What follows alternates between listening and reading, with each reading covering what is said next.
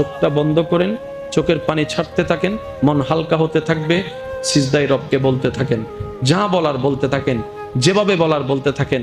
মনে রাখবেন আপনার সেই মনের বেতার ভাষা হতে পারে আপনার রক্ত বুঝবে না, আপনার ভালোবাসার মানুষ বুঝবে না, আপনার প্রিয় মানুষ বুঝবে না, কিন্তু আপনি যেভাবেই বলেন না কেন আপনার প্রত্যেকটা শব্দ আপনার রব্বুল আলামিন বুঝবেই বুঝবে। সুবহানাল্লাহ।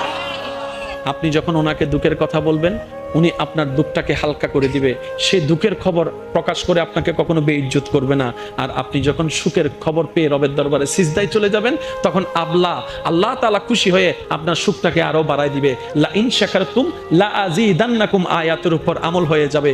আপনি শুকরিয়া করতে থাকবেন, সুখটাকে বাড়তে থাকবেন, সুখের কথা বলতে থাকবেন, রব্বুল আলামিন দেখে দেখে আপনার সুখও বাড়ায় দিবে, শান্তিও বাড়ায় দিবে। বলেন না সুবহানাল্লাহ।